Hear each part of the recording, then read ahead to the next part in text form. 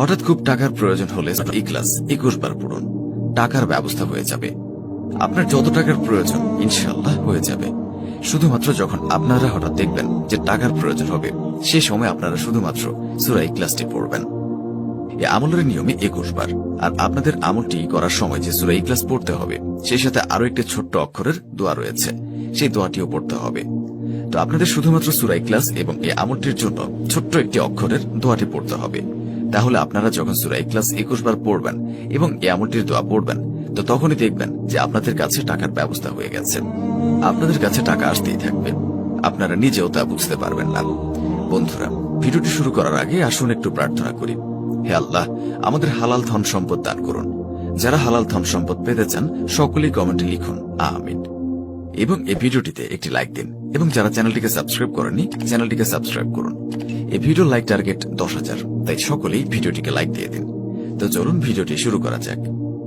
বিশেষ করে এই আমলটি খুব বেশি কাজে আসবে তখনই যখন আপনাদের হঠাৎ খুব টাকার প্রয়োজন হবে। সেটা হতে পারে যে কোনো দরকারে। আপনার যখনই টাকার প্রয়োজন হবে, আপনি একটু কষ্ট করে সূরা ইখলাসের এই আমলটি করবেন, তাহলে দেখবেন যে আপনাদের কাছে টাকার ব্যবস্থা হয়ে গেছে। খুবই সহজ নিয়ম আমলটির, এবং আপনারা খুব সহজে রেজাল্ট পেয়ে যাবেন। তো আপনাদের এখন এই আমলটির কথা বলে দিচ্ছি।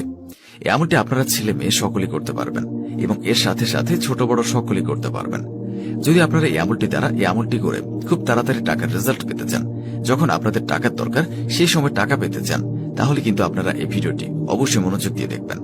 তবে এই আমলটির নিয়ম কিন্তু আপনাদেরকে একদম ক্লিয়ার ভাবে সহজভাবে বুঝিয়ে দিচ্ছি। যখন আপনারা এই আমলটি করবেন, প্রথমে আগে আপনারা সূরা ইখলাস অবশ্যই মুখস্থ থাকতে হবে। আপনাদের যাদের মুখস্থ নেই তারা একটু কষ্ট করে মুখস্থ করে নেবেন, কারণ এই সূরা ইখলাস পড়ে যদি আপনারা আপনাদের টাকা পয়সার সমস্যা একদম সম্পূর্ণ শেষ করতে পারেন, তাহলে অবশ্যই আপনারা সূরা ইখলাসটি মুখস্থ করে নেবেন। এবং সূরা ইখলাসটি মুখস্থ করে নিলে অনেক ফজিলত রয়েছে। এই সূরার ভেতর অনেক শক্তি রয়েছে, যা আপনারা আগে মুখস্থ করুন, তারপরে বুঝতে পারবেন। তো সূরা ইখলাস আপনাদেরকে পড়তে হবে।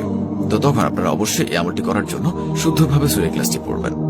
আর আপনাদের যে দোয়াটি 21 বার পড়তে হবে, সেই দোয়াটি মাত্র আপনাদেরকে 3 বার উচ্চারণ করে শোনাচ্ছি। তাহলে আশা করি আপনারা বুঝতে পারবেন দোয়াটি হলো সুবহানাল্লাহ। আমি দোয়াটি আবারও বলছি, দোয়াটি হচ্ছে সুবহানাল্লাহ। এক শব্দের একটি দোয়া, সুবহানাল্লাহ। এই দোয়াটি আপনারা আশা করি সকলে জেনে গেছেন এবং বুঝে গেছেন। এই দোয়াটি আপনারা শুধুমাত্র সূরা ইখলাসের সাথে পড়তে হবে। তো কতবার পড়তে হবে সেগুলো বলে দিচ্ছি। তার আগে নিজে পবিত্র আল কোরআন শরীফের সূরা ইখলাস রয়েছে, সেই সূরাটি আপনাদেরকে শুধুমাত্র 21 বার পড়তে হবে। এবং সেই 21 বার পড়ার পর যখন আপনাদের কাছে টাকা আসবে, তো সেই সময় আপনারা যখন এই আমলটি করবেন, তখন কিন্তু কোনোভাবে সূরা ইখলাস ভুল করে পড়া যাবে না। তো সূরা ইখলাস এখন আমি আপনাদেরকে মাত্র একবার তিলাওয়াত করে শোনাচ্ছি। আপনারা সবাই মনোযোগ দিয়ে শুনুন।